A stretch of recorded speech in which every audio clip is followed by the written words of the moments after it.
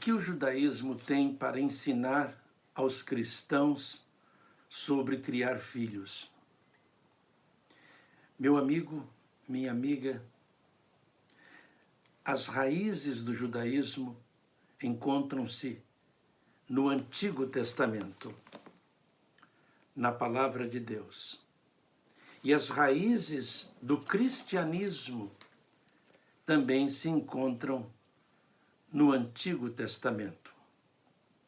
O Antigo Testamento é conhecido em Israel, no judaísmo, pelos judeus como Tanar. São 3 partes. A Tanar consiste na Torá, que é a lei, que é o ensino, consiste na parte conhecida como Neviim, que são os profetas, e na última parte, na terceira parte, conhecida como Ketuvim, os escritos. A Tanar é a mesma coisa que o Antigo Testamento em termos de conteúdo. São os 39 livros que a igreja cristã, que o cristianismo tem. O cristianismo tem 2 testamentos, o Antigo Testamento e tem o Novo Testamento. O judaísmo tem apenas o Antigo Testamento, a Tanar. E nós vamos agora apresentar 5 lições do Antigo Testamento, que tem a ver com as raízes do judaísmo e com as raízes do cristianismo sobre criação de filhos. O cristianismo não pode desprezar, ignorar a Tanar, o Antigo Testamento. A Bíblia de Jesus foi a Tanar. A Bíblia da igreja primitiva foi a Tanar. Retirar a Tanar, o Antigo Testamento do cristianismo, é uma árvore, o que nós temos é uma árvore sem raiz, ou uma cabeça sem corpo.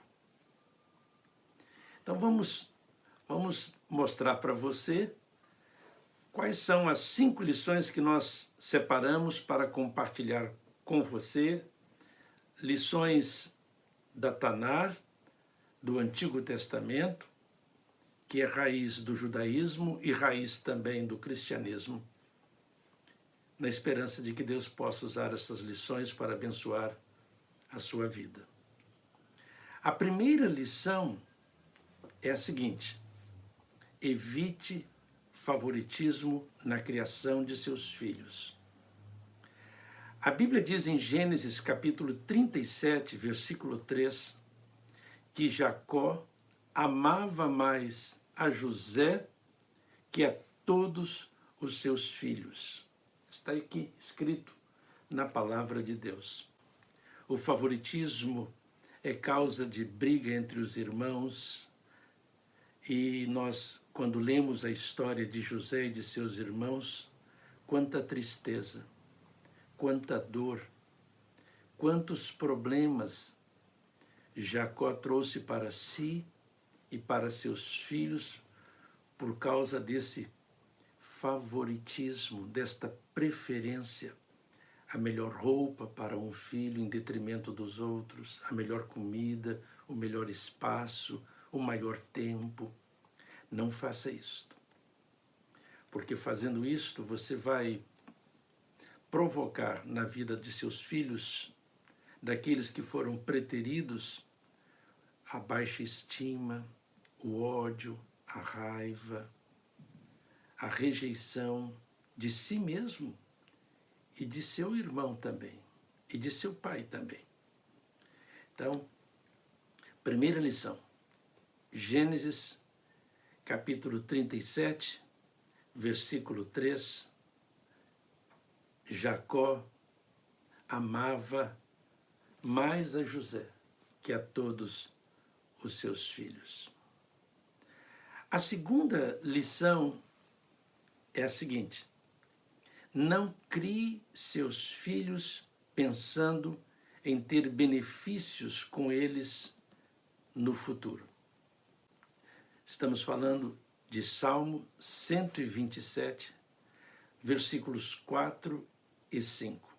O salmista, em Salmo 127, versículos 4 e 5, compara os filhos de um homem bem-sucedido a um guerreiro cuja aljava encontra-se cheia de flechas. O salmista diz que este homem que teve seus filhos na sua juventude, quando ele envelhecer, ele não será envergonhado, porque seus filhos vão protegê-lo, seus filhos vão proteger o seu patrimônio. Meu amigo, minha amiga, esta é uma visão errada, equivocada, é uma motivação errada, equivocada para criar filhos.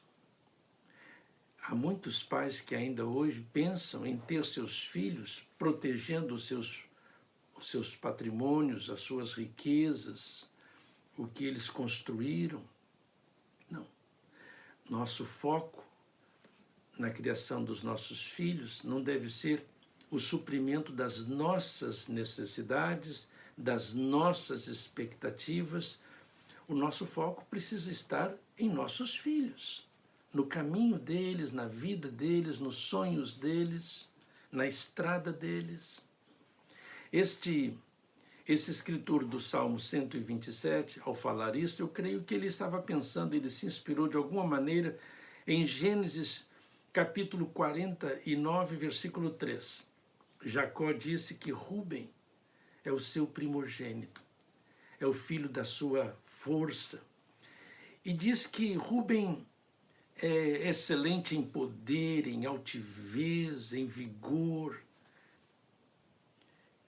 Então, aqui nós temos um exemplo na Torá, no primeiro livro da Torá, em Gênesis, que pode ter servido como pano de fundo, como background, como inspiração para o salmista dizer que feliz é o pai,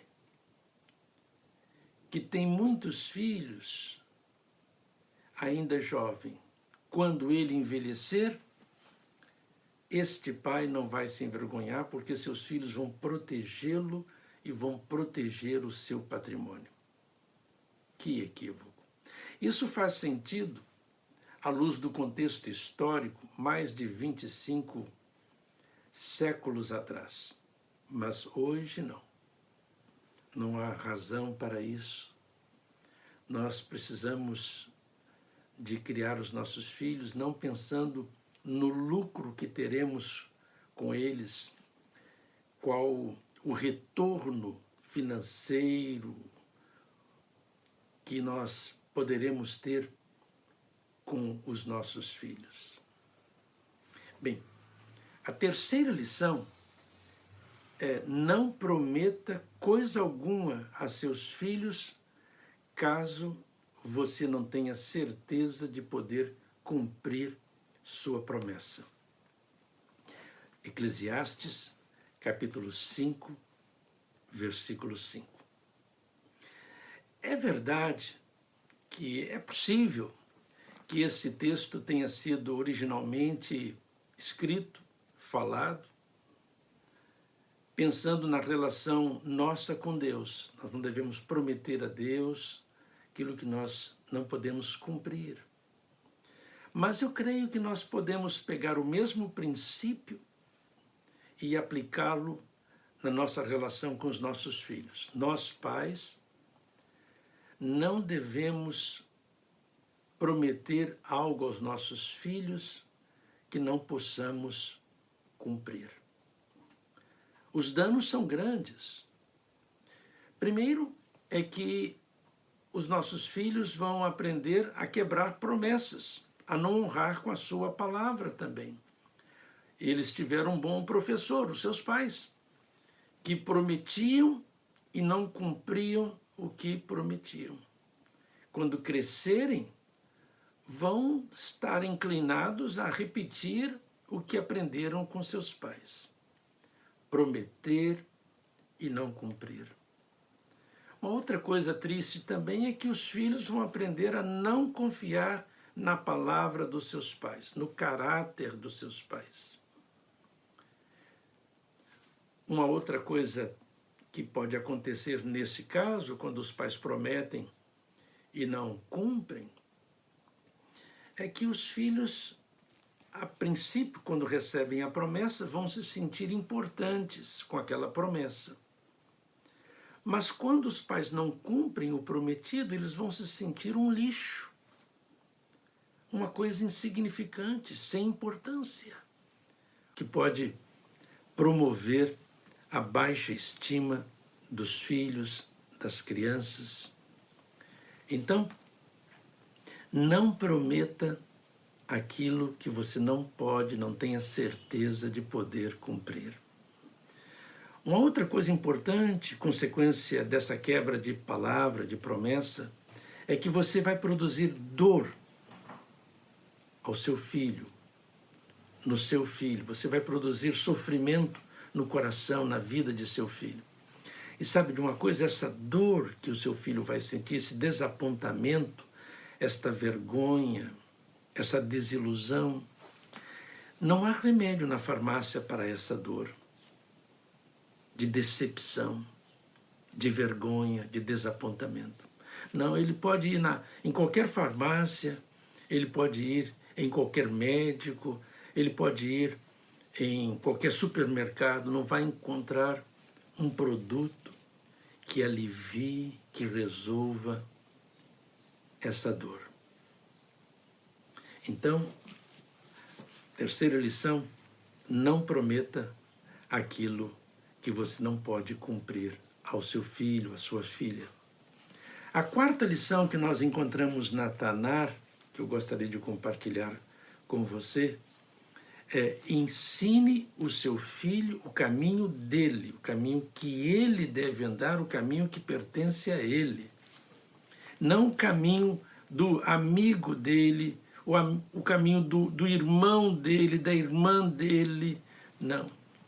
O caminho do filho do seu amigo, da sua amiga. O texto bíblico de Provérbios, capítulo 22, versículo 6, é muito claro. Ensine a criança o caminho que ele deve andar. Há uma palavra no texto original, no texto hebraico, que vale a pena deixar aqui para você. É a palavra darko.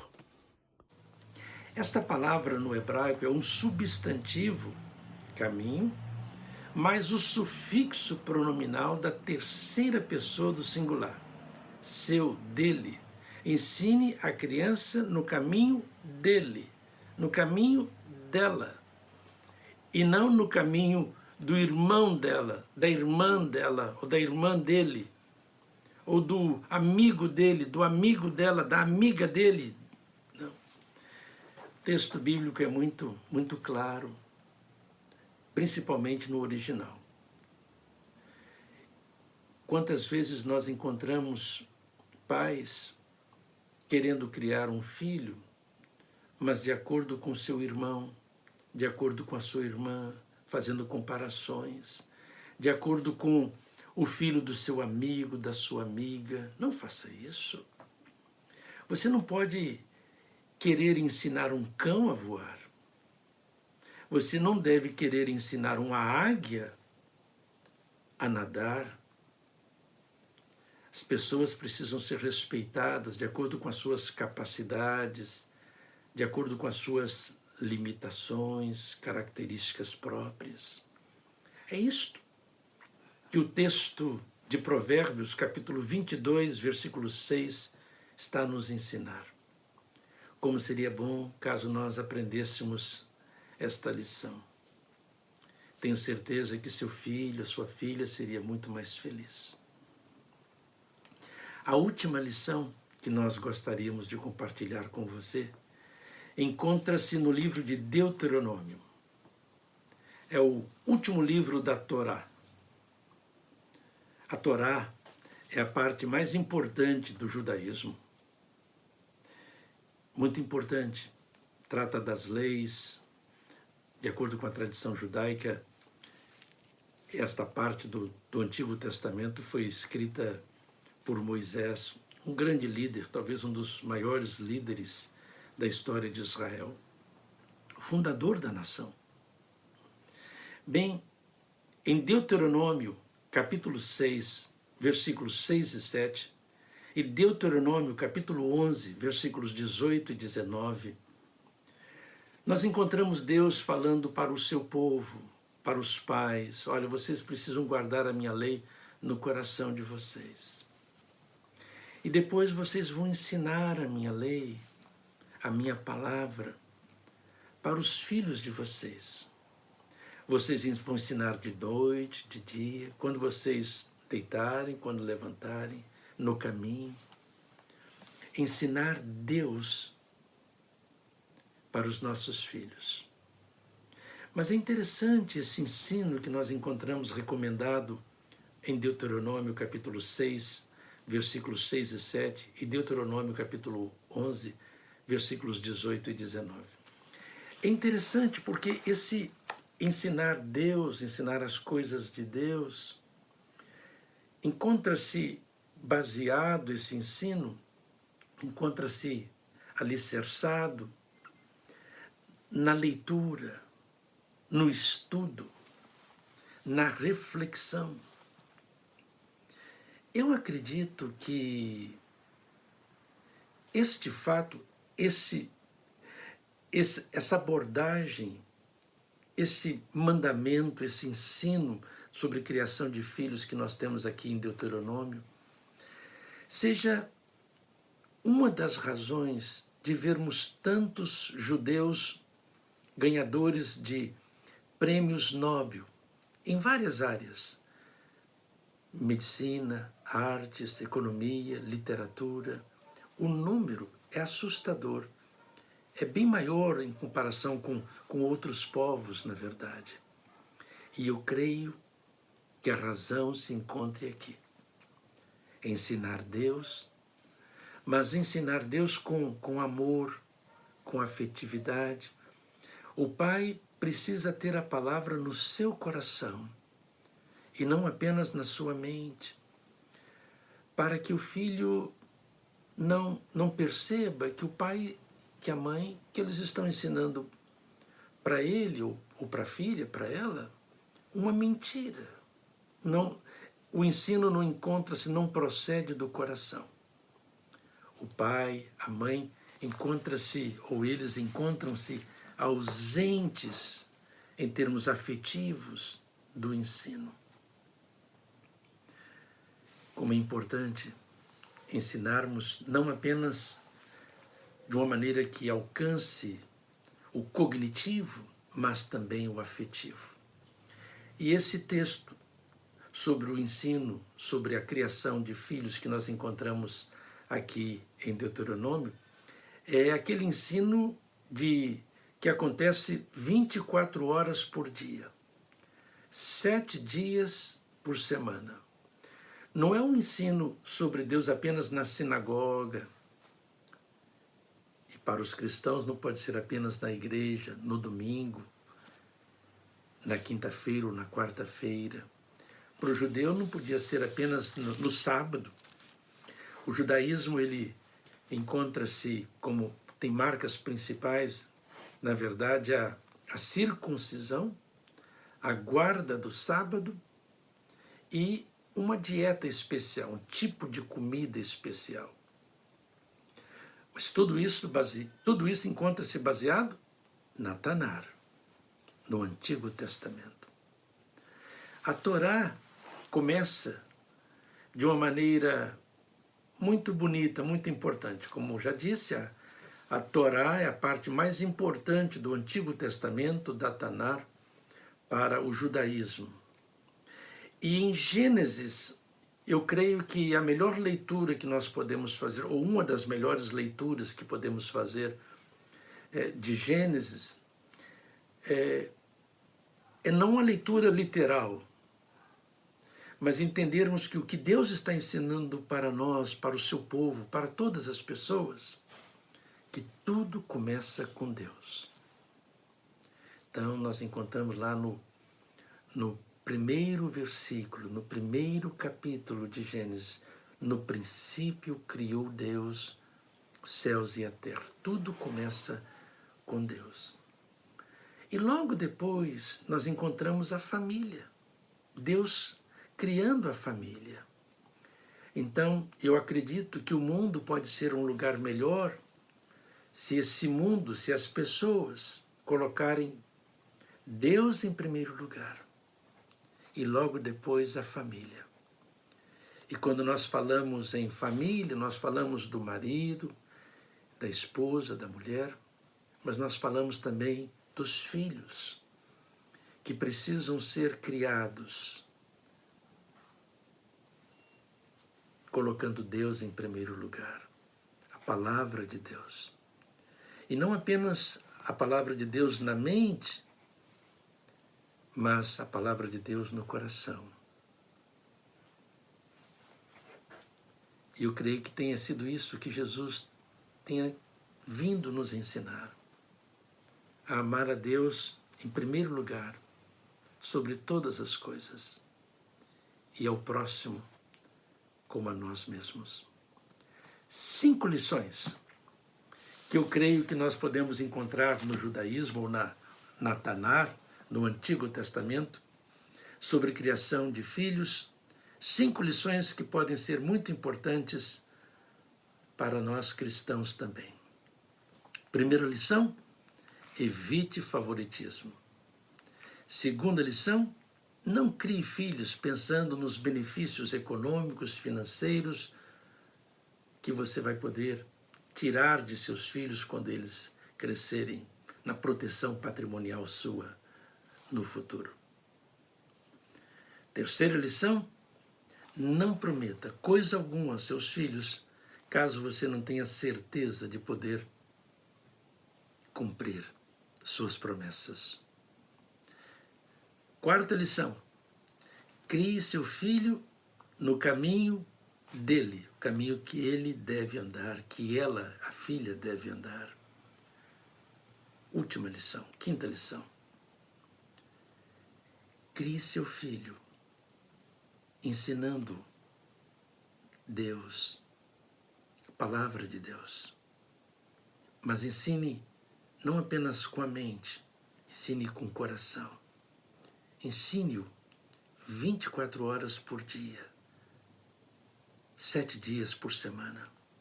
Ensine com a sua vida e não apenas com palavras. E assim você será feliz. Fará seus filhos e netos também felizes, no tempo e na eternidade. Um forte abraço.